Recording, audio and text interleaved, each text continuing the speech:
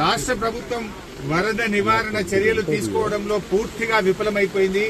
ముఖ్యంగా ఈ రోజు ఈ ఫెయిల్యూర్ అంతా కూడా రాష్ట్ర ముఖ్యమంత్రిది, రాష్ట్ర ప్రభుత్వాన్ని. ఎంత బాధతో ఉన్నామంటే ఈరోజు ఇవాళ హవేలీ గన్పూర్ మండలంలో మరి ఇద్దరు యువకులు చనిపోవడం జరిగింది. వాళ్ళ పిల్లలు, ముఖ్యంగా ఇద్దరు పిల్లలు గురుకుల పాఠశాలలో చదువుతున్నారు. వర్షాల వల్ల గురుకుల పాఠశాల లీక్ అయితా ఉంది, మీ పిల్లల్ని తీసుకుపోండి అని ప్రిన్సిపల్ ఫోన్ చేస్తే పిల్లల్ని మెదక్కు పోయి తీసుకొచ్చుకుందామని బయలుదేరి మరి ఆటోలో నడుపుతున్నటువంటి యాదగౌడు, ఆటోలో కూర్చున్న సత్యనారాయణ ఇద్దరు కూడా ఈ వరదలో ఆటో కొట్టుకుపోయి చనిపోవడం జరిగింది. ఆ ఇద్దరు దాదాపు కొన్ని గంటల పాటు కరెంటు పోల్ పట్టుకొని ప్రభుత్వం నుంచి ఏదైనా సహాయం అందుతుందా, హెలికాప్టర్ వస్తుందా, ఎన్డీఆర్ఎఫ్ బృందాలు వస్తాయని 4-5 గంటలు ఎదురు చూశారు. కరెంటు పోల్ మీద నుంచి ఫోన్లు కూడా చేశారు. కానీ కలెక్టర్ గారు గాని జిల్లా యంత్రాంగం ఎవరు స్పందించలేదు. మధ్యాహ్నం 2 తర్వాత కరెంటు పోల్ కూడా వరద ఉధృతికి పడిపోయి ఆ వరదలో కొట్టుకొని ఆ ఇద్దరు కూడా చనిపోవడం జరిగింది. అంటే ఇది కేవలం ప్రభుత్వ వైఫల్యం. నిన్న ఒక మంత్రి గారు మాట్లాడుతూ అంటాడు, హెలికాప్టర్ అంత అవసరమైతే తప్ప వాడద్దట, మీరు మాత్రం పెళ్లిలకు వాడండి, బీహార్ లో రాజకీయాల కోసం వాడండి, మీ సొంత కార్యక్రమాలకు వాడుకోండి.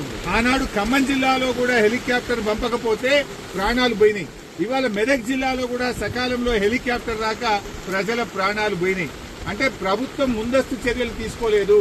నిజాం సాగర్ లో ఈ వరద ఉధృతిని చూసి గేట్లెత్తి ముందుగానే నిజాం సాగర్ ను ఖాళీ చేసి ఉంటే బ్యాక్ వాటర్ లో ఇంత నష్టం జరిగి ఉండేది కాదు.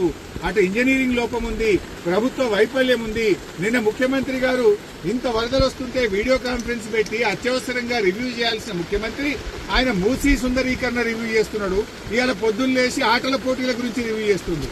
ఒక దిక్కు ప్రజల ప్రాణాలు పోతున్నాయి, తాగడానికి నీళ్లు లేవు. హవేలీ గన్పూర్ లో నిన్నటి నుంచి కరెంటు లేక 7-8 గ్రామాల ప్రజలు మంచినీళ్లు లేక వర్షపు నీళ్లను ప్లేట్లలో, గ్లాసులలో పట్టుకొని తాగుతున్న పరిస్థితి ఉన్నది. ఇవాళ రేపు అంటు రోగాలు ప్రబలేటువంటి అవకాశం ఉంది. వచ్చే 24 గంటలు ఇంకా పెద్ద ఎత్తున వర్షాలు ఉన్నాయని వాతావరణ శాఖ చెప్తా ఉంది. ప్రజలు ఇబ్బందుల్లో ఉన్నారు. ప్రభుత్వం ఇప్పటికైనా మేల్కొని అత్యవసర చర్యలు చేపట్టి ప్రజలను కాపాడుకోవాలి. ప్రజలకు త్రాగునీరు అందించండి, ప్రజలకు అవసరమైన ఆహార పొట్లాలను పంపించండి, హెలికాప్టర్లను అందుబాటులో పెట్టండి. ఎందుకంటే బాగా తడిచి ఉన్నది, ఇప్పటికే నీటి ప్రవాహం ఉంది. ఇంకా వర్షం ఏమన్నా కొద్దిపాటి వర్షం ఎక్కువ పడ్డా కూడా మరి చెరువులు గాని తెగేటువంటి ప్రమాదం ఉంటది కనుక అన్ని జాగ్రత్తలు ప్రభుత్వం తీసుకోవాలని చెప్పి కోరుతా ఉన్నాం. ఏదైతే పంట నష్టం జరిగిందో ఒక్కొక్క రైతుకు ఎకరానికి 25,000 రూపాయల సహాయం అందించాలని కోరుతున్నాం. చనిపోయిన ఆ 2 కుటుంబాలకు కూడా ఒక్కొక్కరికి 25 లక్షల ఆర్థిక సహాయం అందించాలని కోరుతున్నాం. ఇక్కడే పక్కనే దూప్ సింగ్ తండా ప్రజలు తండాను వదిలిపెట్టి గుట్ట మీద ఉన్నారు. రాత్రంతా కూడా గుట్ట మీదనే ఉన్నారు. వాళ్ళకి మంచినీళ్లు లేవు. ప్రభుత్వం కూడా అక్కడికి చేరుకోలేదు. వెంటనే ఆ దూప్ సింగ్ తండా ప్రజలు గుట్టల మీద ఉన్నారు. వాళ్ళను కూడా కాపాడాలని, వాళ్ళకి భోజనాలు, మంచినీళ్లు అందించాలని చెప్పి ప్రభుత్వాన్ని డిమాండ్ చేస్తుంది. సో ఈ రోజు నిన్న ఇద్దరు ఆ వరదలో కొట్టుకుపోయారు. అందులో బెస్త సత్యనారాయణ డెడ్ బాడీ ఇప్పటి వరకు దొరికింది. ఇంకా యాదగౌడు డెడ్ బాడీ ఇంతవరకు దొరకలేదు.